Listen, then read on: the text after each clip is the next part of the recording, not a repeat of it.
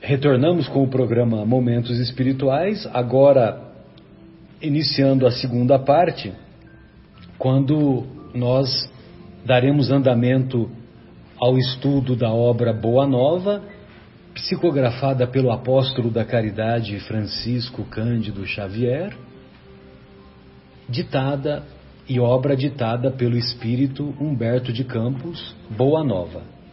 Estamos estudando o capítulo 23, estudaremos hoje o capítulo 23, intitulado O Servo Bom. Vale a pena estudarmos, revermos ou reestudarmos o capítulo 22, que fala sobre, intitulado A Mulher e a Ressurreição, quando há um comentário muito belo, muito profundo, que Jesus faz sobre a importância da mulher para a humanidade. Vale a pena. E agora, no capítulo 23, então, eu vou pedir para o nosso querido Afonso fazer a leitura e vamos fazendo os comentários pertinentes. Vamos lá, Afonso? Vamos lá. Capítulo 23, o servo bom. A condenação das riquezas se firmara no espírito dos discípulos com profundas raízes, a tal ponto que por várias vezes foi Jesus obrigado a intervir de maneira a pôr termo a contendas injustificáveis. De vez em quando, Tadeu parecia querer impor aos assistentes das pregações do lago a entrega de todos os bens aos necessitados. Filipe não vacilava em afiançar que ninguém deveria possuir mais que uma camisa, constituindo uma obrigação tudo dividir com os infortunados, privando-se cada qual do indispensável à vida. Veja que interessante, né? Que a importância que quanto mais nós valorizamos as coisas espirituais, menos damos importância, né? Na razão inversa, né? Menos damos importância às coisas materiais. E os nossos irmãos que conviviam com o Mestre, como eles estavam com aquele sentimento imbuído, né? De se despojar das coisas materiais, então eles caminhavam para esse raciocínio beirando o extremismo, ou o raciocínio extremista, né? De ter apenas a roupa do corpo, por exemplo, e que nos faz lembrar aquele famoso filósofo Diógenes, que ficou conhecido como o filósofo do barril, e ele só vivia com uma caneca, e ele fazia as pregações dele no sentido de se despojar, né, das coisas materiais. E um dia ele viu uma criança se abaixando num local onde tinha água fresca, e fez uma concha com as mãos e bebeu a água usando a concha das mãos. E aí ele percebeu que ele nem precisava mais da caneca. Ou seja, ele se livrou da caneca. E ele ficou tão famoso que o próprio Alexandre o Grande quis conhecê-lo. E numa determinada ocasião, o Alexandre aproximou-se dele e fez sombra nele. Aí o Diógenes fala, né, ele nem sabia quem que era o Alexandre e tal, fala: não me tires o que você não me pode dar, né, referindo-se ao sol, né? Então, quer dizer, então lógico que isso é um raciocínio extremista. Lógico que nós podemos viver com simplicidade, mas também não precisamos caminhar para esse extremismo, né, de viver apenas com a roupa do corpo. Embora a semana passada que eu ouvi uma reportagem sobre o minimalismo, né? Você chegou a ver? A Poderia reportagem falar, não, né? tem Um comportamento atual, né? Documentário no Netflix, Isso, documentário, né? Você poderia falar para nós, né, resumidamente, né? Para falar a verdade, tem um tempinho que eu assisti, e eu não assisti todo, mas era justamente uma pessoa que tinha um skate, era um rapaz que vendeu carro e tal, ele tinha um skate, que era o meio de transporte dele, ele tinha algumas poucas camisas, que o resto também ele deu, e estava assim, participava de um grupo de pessoas que também faziam isso, né? Viviam com o mínimo necessário, mas o mínimo era mais de uma camisa, né? E tinha até skate, né? Era o meio de transporte. Mas é um movimento, né? Eles estavam falando do movimento, que muita gente está fazendo isso. E tem um movimento quase parecido que chama... agora eu esqueci o nome, mas é um movimento das pessoas que estão vendendo as suas casas e seus apartamentos e comprando aquelas casas trailer, né? Reformando e vivendo nas casas trailer. Que está acontecendo muito nos Estados Unidos, muita gente indo para esse tipo de vida, né? Porque tem uma redução de padrão onde você mora, tem redução de espaço, tem redução de tudo, mas é interessante. Tem também no Netflix um programa onde as pessoas reformam esses trailers e aí colocam uma cobertura, colocam paredes dentro do trailer que se movimentam, então você do banheiro vira um espaço maior para ter seus convidados, enfim. Tem um monte de coisa nesse sentido de diminuir aí a quantidade de coisas que se tem, né? E outra coisa que eu vi também relacionado a isso é que alguns jovens estão se programando para trabalhar com muita intensidade dos 20 aos 40 anos, aí eles acumulam uma determinada quantia de dinheiro e essa determinada quantia vai fazer com que ele, já com o cálculo que ele faz, né, com que os investimentos que ele fez tal, que ele vai viver de maneira simples, mas vai viver bem e sem a necessidade de trabalhar após os 40 anos. Então, por exemplo, ele quer ter um ganho, dinheiro nosso aqui do nosso país, né? Vamos supor, após os 40 anos eu quero ter uma renda de 10 mil. Então ele trabalha assim com muita intensidade, né? Quase dia e noite, trabalha 2 empregos, 3 empregos, enfim, para somar, para atingir aquela soma que vai permitir que aos 40 anos ele tenha esse rendimento, mas que ao mesmo tempo ele viva com essa simplicidade, entendeu? Eu tenho ouvido alguns comentários, assim, muito animadamente, que dá conta de jovens que constituem família e que não aceitam a jornada integral de trabalho para não perder a oportunidade de conviver com os filhos, principalmente na idade inicial da infância, da primeira infância, já têm essa consciência, preferem não ter um nível superior de vida material, preferem diminuir o estágio, o patamar, essas exigências, né? Para que eles possam desfrutar da vida familiar. Que beleza. Achei já uma evolução. São ideias sentido, né? Bem positivas. Trazem uma nova proposta, diferentemente dos nossos discípulos aqui, que estavam tentando impor aos frequentadores. Muito bem. E continuando, né? Como é que se diz?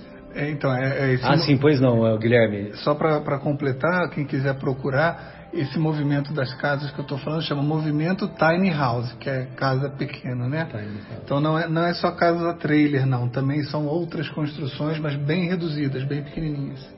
Legal. Escreve-se Tiny, T-I-N-Y House. Pois não, vamos lá então, Afonso. E quando o pobre nos surge somente nas aparências, replicava judiciosamente Levi, conheço homens abastados que choram na coletoria de Cafarnaum como miseráveis mendigos, apenas com o fim de se eximirem dos impostos. Sei de outros que estendem as mãos à caridade pública e são proprietários de terras dilatadas. Estaríamos edificando o reino de Deus se favorecêssemos a exploração? Então vejam você, né? Como que tem os dois lados, né? Então tem aqueles que se fazem de coitadinhos para obter as vantagens. E evidentemente que nós vemos isso no nosso dia a dia. Até hoje. Até hoje. E tem pessoas, por outro lado, né, que nós consideramos que são pessoas proprietárias de bens terrenos, né, pessoas afortunadas, e que praticam a caridade e nós nem ficamos sabendo. Não é? É verdade. Pois não. Tudo isso é verdade, redarguía Simão Pedro.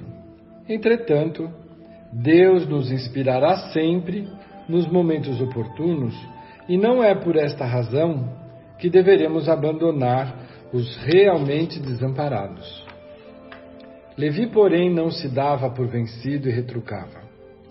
A necessidade sincera deve ser objeto incessante de nosso carinhoso interesse. Mas, em se tratando dos falsos mendigos, é preciso considerar que a palavra de Deus nos tem vindo pelo Mestre, que nunca se cansa de nos aconselhar vigilância. É imprescindível não viciarmos o sentimento de piedade a ponto de prejudicarmos os nossos irmãos no caminho da vida. O antigo cobrador de impostos expunha assim a sua maneira de ver. Mas Filipe, agarrando-se à letra dos ensinos, replicava com ênfase: continuarei acreditando que é mais fácil a passagem de um camelo pelo fundo de uma agulha do que a entrada de um rico no reino do céu. Jesus não participava dessas discussões, porém, sentia as dúvidas que pairavam no coração dos discípulos e, deixando-os entregues aos seus raciocínios próprios, aguardava a oportunidade para um esclarecimento geral. Interessante, né? Você vê que ele coloca o contexto primeiro, né? Que havia a dúvida, né, das correntes de pensamento dentro da convivência dos próprios discípulos. Sim. Né? Havia aqueles que eram mais sensatos, né, que buscavam essa vigilância, e havia aqueles mais extremistas. E também o Pedro, né, que buscou essa posição de equilíbrio, né, que ele até diz, né, que nós devemos buscar a inspiração de Deus, né, que Deus nos inspirará sempre nos momentos oportunos, né, para saber fazer a distinção, né, a avaliação. Exato. E a habilidade do Cristo de esperar uma situação, um momento coletivo para esclarecer aquilo com todos. Exato. Né? E para que a lição fosse mais entranhada, né? Fosse mais profunda, né? Para aqueles corações e por nossa vez para os nossos corações. Passava-se o tempo e as pequenas controvérsias continuavam acesas. Chegara, porém, o dia em que o Mestre se ausentaria da Galileia para a derradeira viagem a Jerusalém. A sua última ida a Jericó, antes do suplício, era aguardada com curiosidade imensa. Grandes multidões se apinhavam nas estradas. Ele era um popstar, né, da época, né? Onde ele ia, ele arrebanhava multidões. Que o acompanhavam, né? E evidentemente que o pessoal lá de Jericó ficou sabendo que ele ia para Jericó e criou aquele alvoroço, né? É verdade. Numa época em que você só tinha a oportunidade de ouvir ao vivo, não existiam os meios de comunicação, era escrita. Sim. Então a oportunidade era imperdível. Um publicano abastado, de nome Zaqueu, conhecia o renome do Messias e desejava vê-lo. Chefe prestimoso na sua cidade, homem rico e enérgico, Zaqueu era, porém, de pequena estatura, tanto assim que, buscando satisfazer ao seu vivo desejo, procurou acomodar-se sob um sicômoro, levado pela ansiosa expectativa com que esperava a passagem de Jesus. Coração inundado de curiosidade e de sensações alegres, o chefe publicano, ao aproximar-se o Messias, admirou-lhe o porte nobre e simples, sentindo-se magnetizado pela sua indefinível simpatia. Altamente surpreendido, verificou que o mestre estacionara ao seu lado e lhe dizia com um acento íntimo: Zaqueu, desce dessa árvore, porque hoje necessito de tua hospitalidade e de tua companhia. Que coisa maravilhosa, hein? Nossa, eu fico imaginando você ouvir isso do Cristo Jesus. Poxa vida, né? Que coisa emocionante, né? Que passagem emocionante. Sem que pudesse traduzir o que se passava em seu coração, o publicano de Jericó desceu de sua improvisada galeria, possuído de imenso júbilo.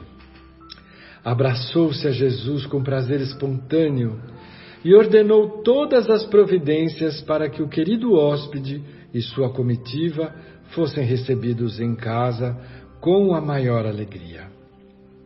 O mestre deu o braço ao publicano e escutava atento às suas observações mais insignificantes, com um grande escândalo da maioria dos discípulos. Não se tratava de um rico que devia ser condenado? Perguntava Filipe a si próprio.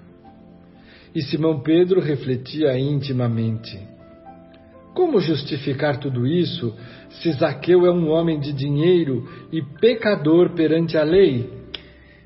Pois é, então vale a pena nós nos recordarmos, né, que Zaqueu era publicano, como também Levi era publicano. E os publicanos? E os publicanos eram judeus, como seus irmãos judeus, coletores de impostos. Mas eram coletores de impostos para favorecer o Império Romano. Roma. Então, eles eram mal vistos, primeiro porque cobravam impostos. E depois porque já existia a caixinha, né? Segundo, porque o dinheiro era para os romanos. E terceiro, porque os romanos faziam vistas grossas para os eventuais desvios. Que existiam desde aquela época. E evidentemente que que eles eram mal vistos porque eles enriqueciam. E eles enriqueciam de maneira ilícita, mas causavam inveja aos outros judeus que não enriqueciam. Que os outros judeus também queriam ser como eles, mas os condenavam pelo fato de serem cobradores de impostos. Né? E o Zaqueu, ele não só era publicano, como ele era o chefe dos publicanos de Jericó. Sim. E imagine, Jericó era a cidade dos comerciantes. Né?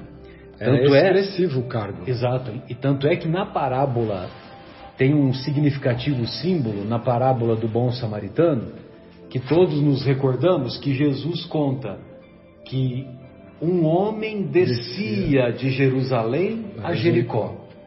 O descia não é só no sentido geográfico, porque Jerusalém fica a 700 metros acima do nível do mar, e por sua vez Jericó é o lugar mais baixo do planeta, fica a 400 metros abaixo do nível do mar. Então a descida não é só geográfica, é uma descida espiritual. Ou seja, aquele homem, ele saía das coisas sagradas, das coisas de Deus, das coisas espirituais, e ia em direção às coisas terrenas, às coisas materiais. O grande templo ficava em Jerusalém. O grande templo ficava em Jerusalém. Então, essa que é a simbologia, ou seja, ele se afastava de Deus. E quando nós nos afastamos de Deus, nós ficamos expostos aos malfeitores, aos ladrões, ou, nos dias de hoje, aos obsessores. Que é mais fácil nós entrarmos em sintonia com eles. Você compreende? Sim. Então, é muito significativo por causa disso, né? De todo esse contexto, né?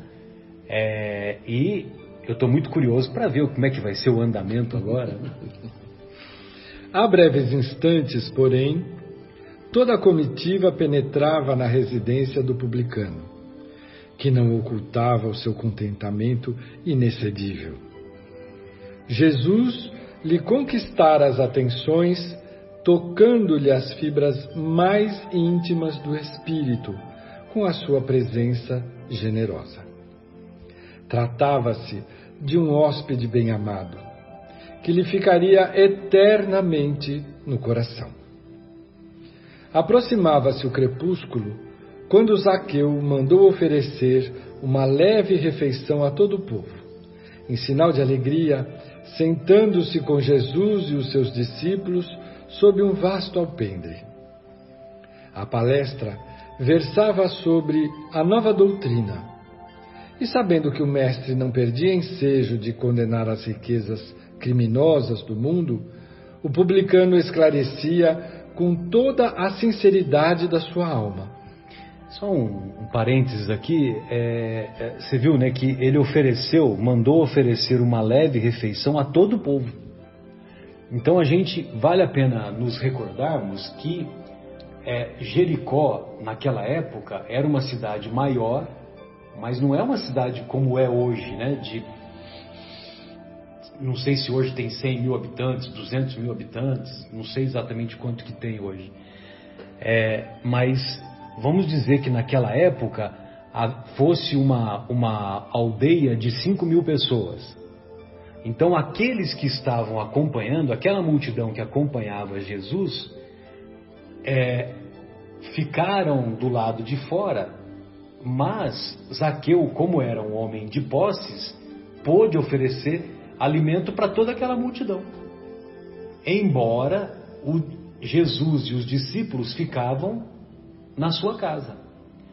Mal comparando, uma cidadezinha como Nazaré, onde Jesus nasceu, Cafarnaum, onde teve aqueles momentos maravilhosos, eram aldeias mais humildes, que tinham uma população bem menor. E quando um forasteiro visitava alguém e era recebido na casa daqueles moradores, o jantar era oferecido, o jantar ou a refeição era oferecido ao ar livre, e as pessoas das outras residências viam aquele forasteiro ser recebido e ser acolhido, alimentado pelos familiares, como se tivesse comido. A gente falava lá no interior, né? Eu vou comer fora, né? Ou seja, eu vou comer no quintal, né? No quintal de casa. Só que, lógico, que o quintal, entre aspas, era visto por todo mundo, né? Por todos os moradores daquelas aldeias que eram aldeias pequenas. Então, quando ele diz que ofereceu para todo o povo, eu não duvido mesmo. Eu acho que é um hábito que é normal, que acontecia naquela época, né? Agora, lógico, que eu não vou dizer que ele deu comida para 5 mil pessoas, né? Não acredito que tenha sido isso. Mas certamente foi bastante comida para aquela multidão que o acompanhava. Que sempre seguiu o Cristo, né?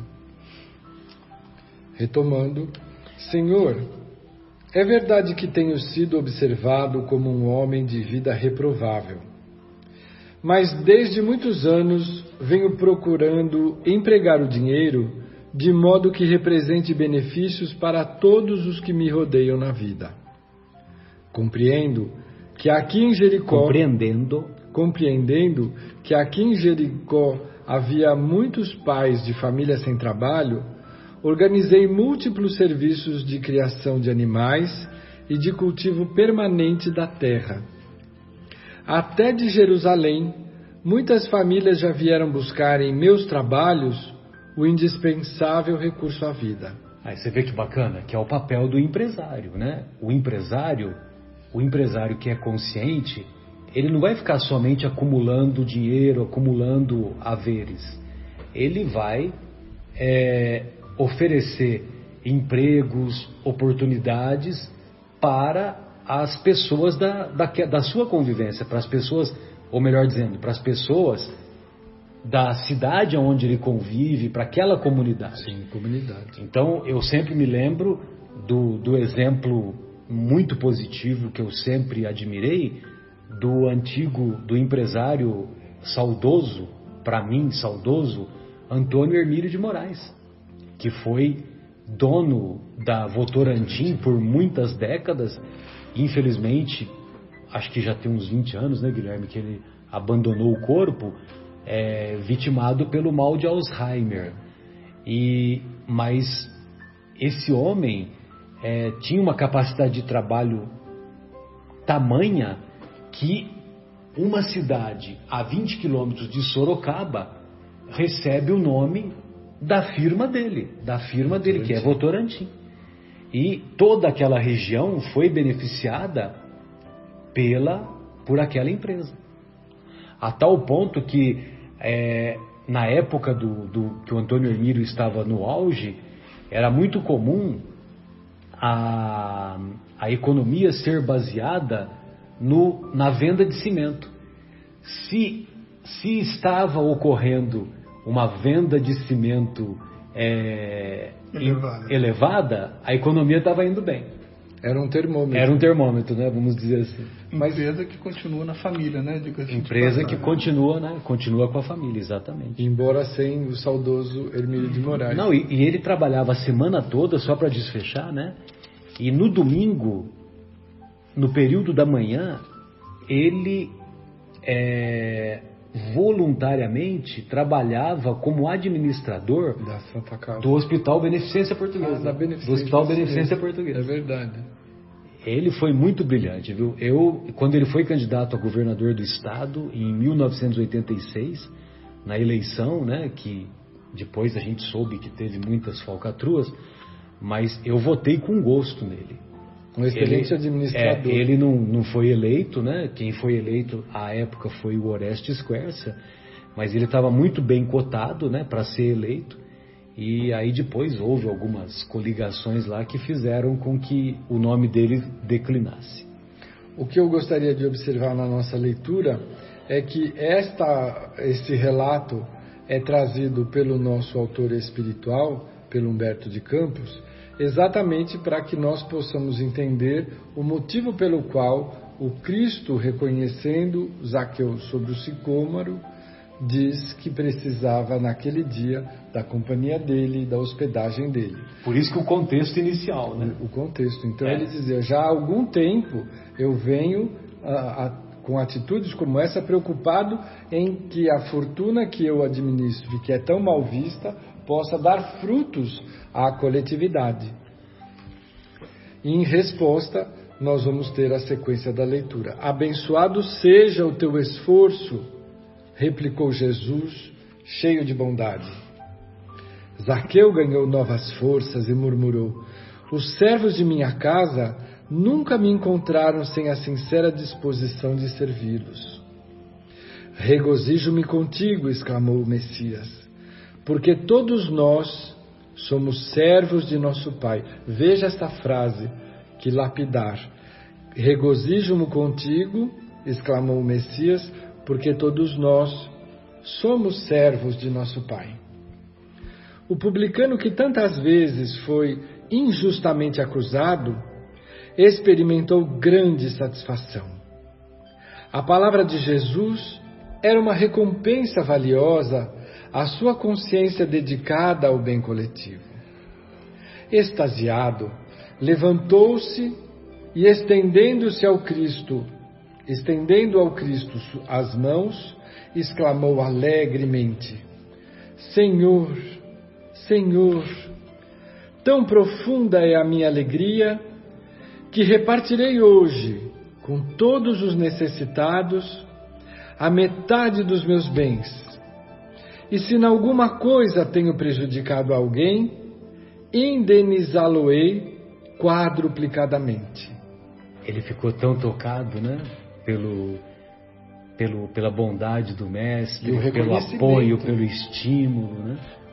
Que ele, aí sim, agora dá para entender, porque quando a gente lê o texto do Evangelho, você não entende o porquê. Fica faltando esses detalhes. Exatamente. Né? Quer dizer, ele vinha construindo isso no seu íntimo e nas suas atitudes. Não foi de uma hora para outra, né? Ele viu Jesus. Exatamente. Não foi uma coisa instantânea. Bem-aventurado és tu que agora contemplas em tua casa a verdadeira salvação. Aí eu já vou entrar e parar fazer aquela coisa que o Guilherme não aguenta mais ouvir. É que, tá vendo? Bem-aventurado és tu que agora contemplas em tua casa a verdadeira salvação. Que depois que ele falou isso, nos evangelhos está escrito assim: hoje a salvação entrou na tua casa. Então, quer dizer, é um trocadilho que Jesus faz com o próprio nome. Porque Yeshua é o nome de Jesus em hebraico / aramaico, né? Então, Yeshua significa aquele que salva. Então, Jesus faz um trocadilho com o próprio nome. Hoje a salvação entrou em sua casa. referindo-se duplamente à situação e a ele, né? Exato. Alguns dos discípulos, notadamente Filipe e Simão, não conseguiam ocultar suas deduções desagradáveis. Mais ou menos aferrados às leis judaicas e atentando somente no sentido literal das lições do Messias, estranhavam aquela afabilidade de Jesus, aprovando os atos de um rico do mundo, confessadamente publicano e pecador. E como o dono da casa se ausentasse da reunião por alguns minutos, a fim de providenciar sobre a vinda de seus filhos para conhecerem o Messias, Pedro e outros prorromperam numa chuva de pequeninas perguntas. Por que tamanha aprovação a um rico mesquinho? As riquezas não eram condenadas pelo Evangelho do Reino? Por que não se hospedarem numa casa humilde e sim naquela vivenda suntuosa, em contraposição aos ensinos da humildade? Poderia alguém servir a Deus e ao mundo dos pecados? O mestre deixou que cessassem as interrogações e esclareceu com generosa firmeza. Que interessante, né? Generosa firmeza. Amigos, acreditais porventura que o Evangelho tenha vindo ao mundo para transformar todos os homens em miseráveis mendigos? Qual a esmola maior? A que socorre as necessidades de um dia ou a que adota providências para uma vida inteira? O empresário honesto que oferece empregos para inúmeras famílias. E com emprego, dignidade. Dignidade, exatamente. No mundo vivem os que entesouram na terra e os que entesouram no céu. Os primeiros escondem suas possibilidades no cofre da ambição e do egoísmo. E por vezes atiram moedas douradas ao faminto que passa procurando livrar-se de sua presença. Os segundos, portanto os que entesouram no céu, ligam suas existências a vidas numerosas, fazendo de seus servos e dos seus auxiliares de esforços a continuação de sua própria família. Estes últimos sabem empregar o sagrado depósito de Deus e são seus mordomos fiéis à face do mundo. Os apóstolos ouviram-no espantados. Você viu que ele fala, são seus mordomos fiéis, né? E tem também aquela parábola do mordomo infiel que nós já expusemos em outras oportunidades, né? Só que agora eu não vou contar porque senão vai se estender muito. Filipe, Desejoso de se justificar, depois da argumentação incisiva do Cristo, exclamou: Senhor, eu não compreendia bem, porque trazia o meu pensamento fixado nos pobres, que a vossa bondade nos ensinou a amar. Entretanto, Filipe, elucidou o mestre, é necessário não nos perdermos em viciações do sentimento. Nunca ouviste falar numa terra pobre, numa árvore pobre, em animais desamparados? E, acima de tudo, nesses quadros da natureza a que Zaqueu procura atender, não vês o homem nosso irmão? Qual será o mais infeliz? O mendigo sem responsabilidade, a não ser a de sua própria manutenção? Ou um pai de família, ou um pai carregado de filhinhos a lhe pedirem pão? Como André o observasse com grande brilho nos olhos, maravilhado com as suas explicações, o mestre acentuou: sim, amigos, ditosos os que repartirem os seus bens com os pobres, mas bem-aventurados também os que consagrarem suas possibilidades aos movimentos da vida, cientes de que o mundo é um grande necessitado e que sabem assim servir a Deus com as riquezas que lhes foram confiadas. Exatamente, né? Então é a utilização providencial da fortuna, né? Exato. É bem utilizar a fortuna, os bens que foram destinados a nós, para que nós sejamos capazes de fazer com que esses bens sejam multiplicados para o interesse coletivo. Ao invés de entesourados, Ao invés de entesourar. Fazer com que eles sejam postos a servir a todos. O nosso querido, só um minutinho, Sônia, desculpe, só rapidinho. O nosso querido, como é que chama o dono do Google lá? Da Microsoft, o Bill Gates. O Bill Gates, ele falou: olha, eu não preciso de todo esse dinheiro que eu tenho, né, que é uma fortuna absurda. 5% desse valor é mais do que suficiente para mim e para os meus familiares. Aí ele resolveu estabelecer várias fundações para pesquisa das mais variadas atribuições na sociedade e fez doação de vultosas somas para isso, inclusive pesquisa do câncer e tantas outras.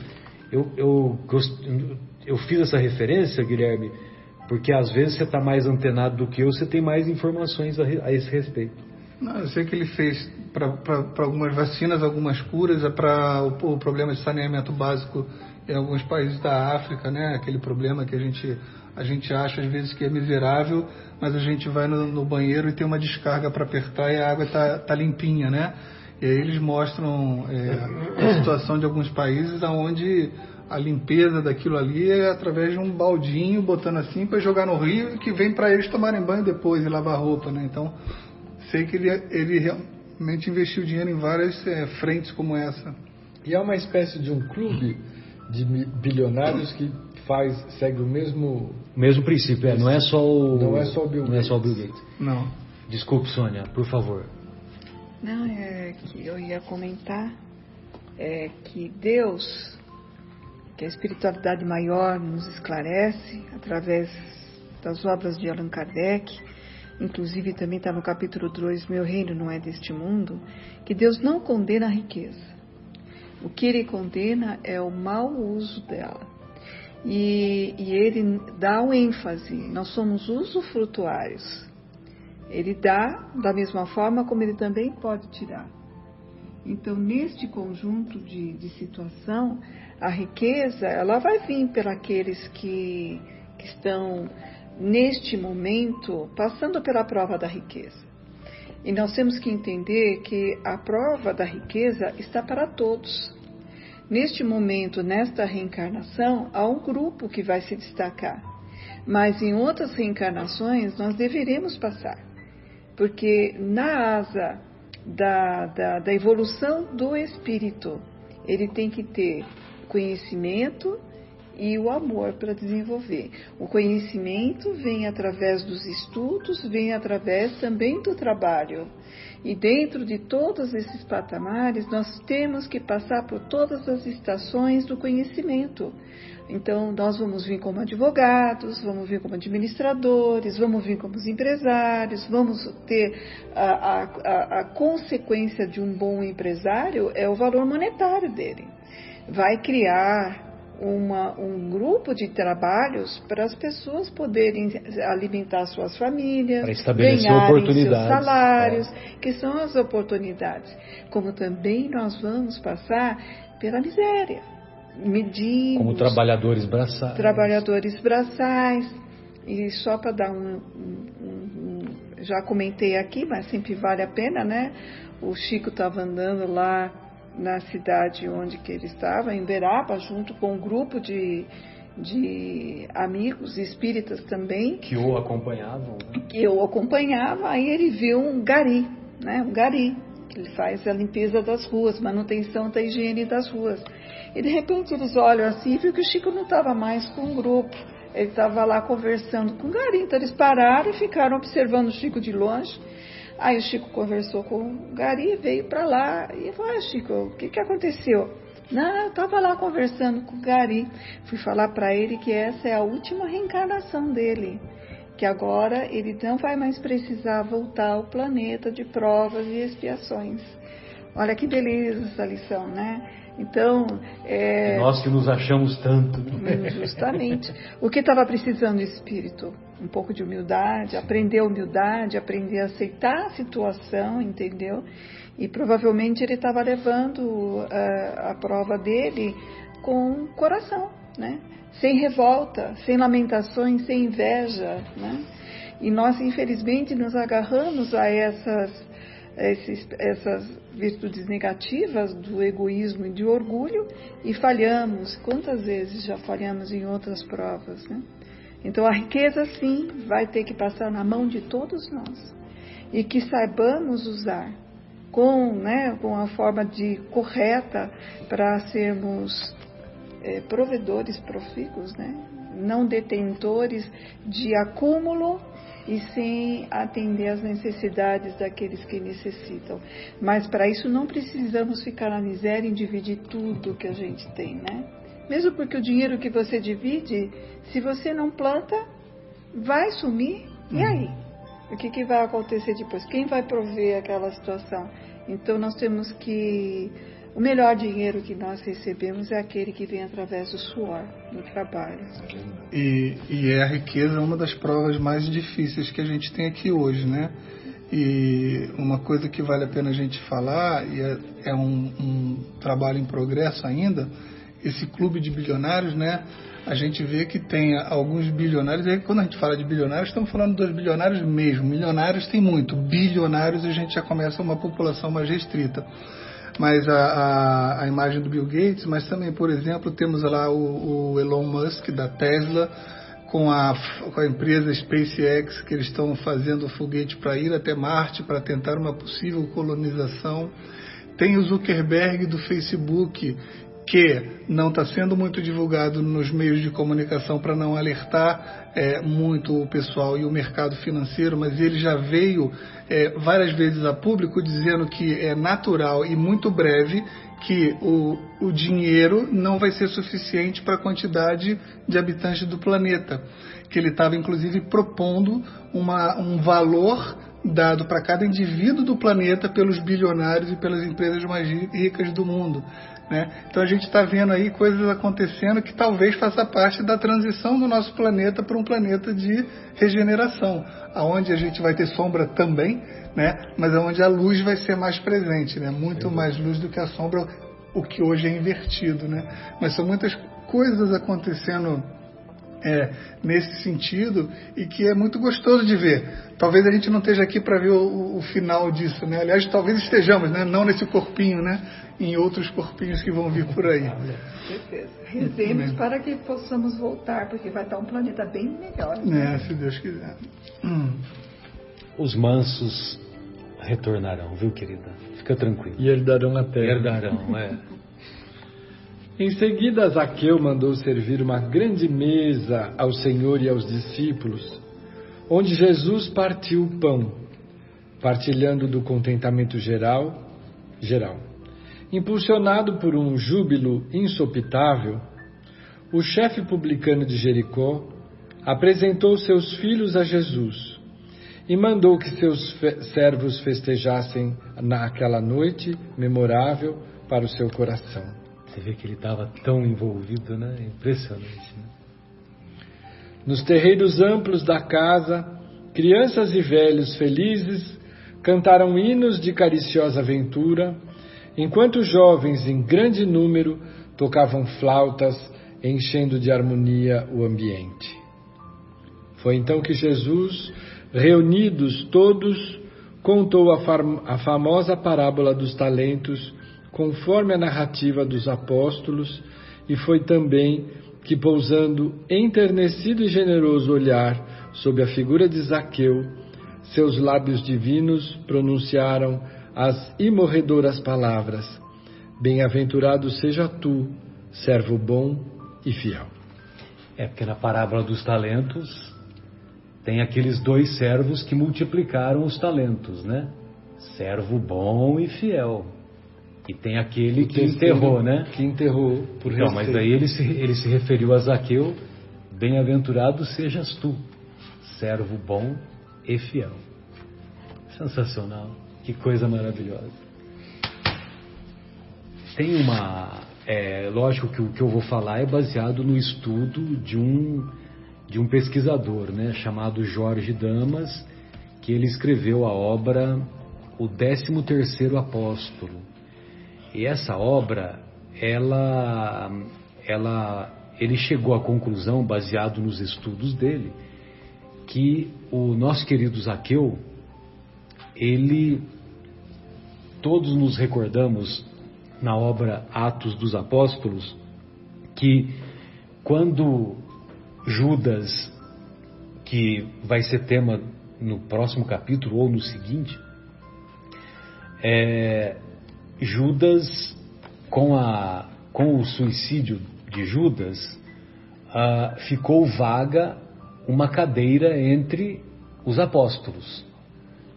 E essa cadeira foi ocupada, e essa história é contada no Atos dos Apóstolos. É o próximo, né? Próximo capítulo, 24º. Então, como ficou vaga, os apóstolos se reuniram e decidiram estabelecer, através da moedinha, da sorte, quem ocuparia aquela vaga. E havia 2 pretendentes, e o pretendente que ganhou na sorte foi aquela personagem que ficou conhecida como Matias.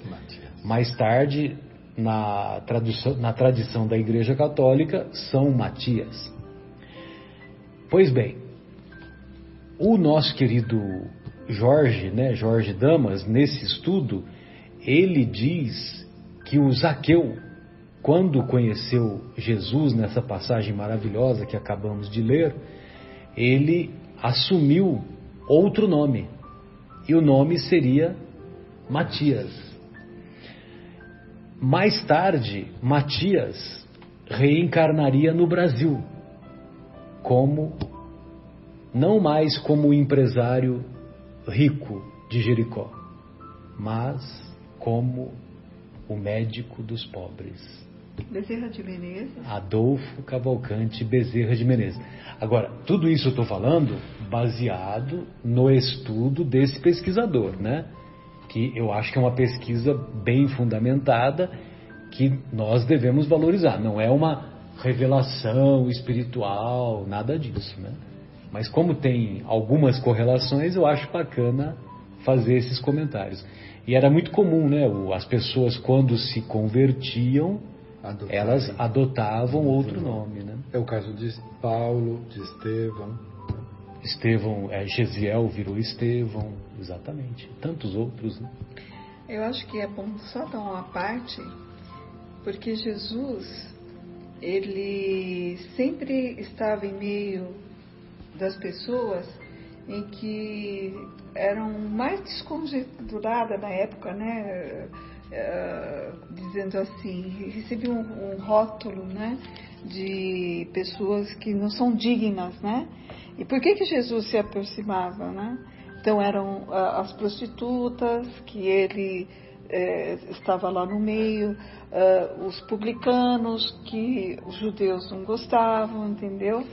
E tem uma passagem que ele fala: os sãos não precisam de médicos, né? Então ele justamente se aproximava dessas pessoas em que a população não tinha um grande apreço, né? Também era o perfil de Jesus estar presente na vida de todos, né? Para dar uma oportunidade de conhecimento para todos poderem também conhecer a palavra e fazer a sua reforma íntima, né? E foi o que aconteceu com Maria de Magdala, né? Que foi o que aconteceu com o próprio Zaqueu, apesar que o Zaqueu é um perfil que a gente não conhece, né?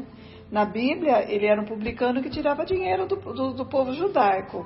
E aqui, através de Humberto de Campos, a gente tem um aprofundamento, né? De que ele, na verdade, ele era um bom empresário, ele ajudava a comunidade, ele sempre estava prestes a fazer o bem para quem tivesse necessidade. Então, ele tinha esse perfil bom, apesar de que essa fama não era conhecida, não era espalhada, né?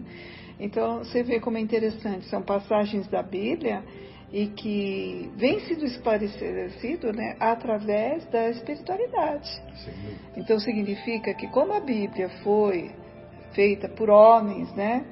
Estou falando não dos manuscritos que vieram direto para os próprios apóstolos, mas aqueles que traduziram, né? E acabam usando ou modificando algumas situações, criando dúvidas, né? E aí vem a espiritualidade e vem dar um esclarecimento maior. É como que a própria espiritualidade fala: viemos para tirar o véu da obscuridade, das dúvidas. Então, o estudo está aí, né? Basta querer conhecer para entender, né? Ter olhos de ver, né? Com certeza. O fato é que o mestre nos conhece profundamente e nos conhece a intenção. E prova de que a sociedade daquela época, como a de hoje, como se baseia nos valores temporais, é preconceituosa. E o preconceito é uma leitura parcial, quando a leitura mais integral e completa é aquela que enxerga a nossa essência, que é o caso da leitura feita pelo Cristo. E isso prova de que não importa em que condição nós estejamos reencarnados, em que atitude nós estejamos hoje vinculados, se a nossa intenção for positiva, isto será certamente reconhecido pela espiritualidade superior. E nós teremos portas e convites abertos para a nossa transformação. Então não se impressione se você hoje estaciona numa condição que não lhe agrada, que não é bem vista ou que sofre preconceito. Se nós nos mantivermos fiéis aos objetivos da luz, nós teremos da luz todas as oportunidades garantidas. Isso fica claro na leitura dos apóstolos e na obra de Humberto de Campos que nós acabamos de ler. Perfeito. Bem, amigos, se ninguém mais tiver nenhum comentário, acho que o capítulo foi bem significativo, bem marcante, bem emocionante, dá todos os detalhes e todo o contexto envolvendo os discípulos, suas dúvidas, e evidentemente vem Jesus e lança a claridade meridiana que é característica dele, né? E um outro detalhe precioso da lição é a grandeza deste homem em saber esperar a oportunidade mais valiosa para emitir a lição, né? Então ele não ficou batendo boca com os discípulos, né?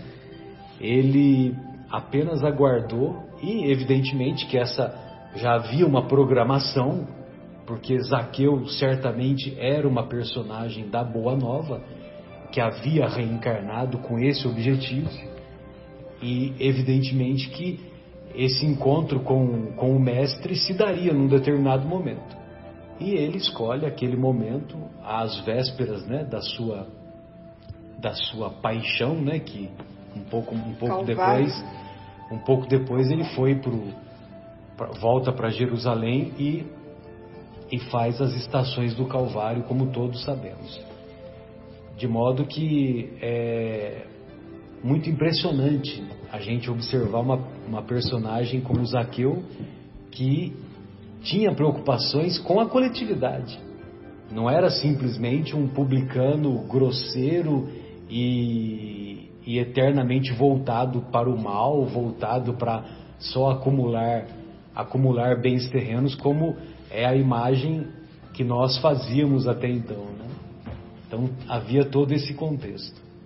E outra coisa também que Zaqueu encontrava-se, e isso nós vamos encontrar na obra de Joana de Ângeles, uma obra psicografada pelo Divaldo, Jesus e o Evangelho à luz da psicologia profunda. É um livro que é difícil de ler, esse livro, né? Porque você tem que ser portador de conhecimentos psicológicos mais intensos, né? O pessoal da psicologia se deleita com esse livro. Eu tenho muitas dificuldades, mas eu me lembro com alegria que num determinado momento, quando ele fala sobre esse capítulo, que é o capítulo da salvação dos ricos, eu não me lembro exatamente qual capítulo, no Evangelho segundo o Espiritismo, que tem essa passagem do Zaqueu.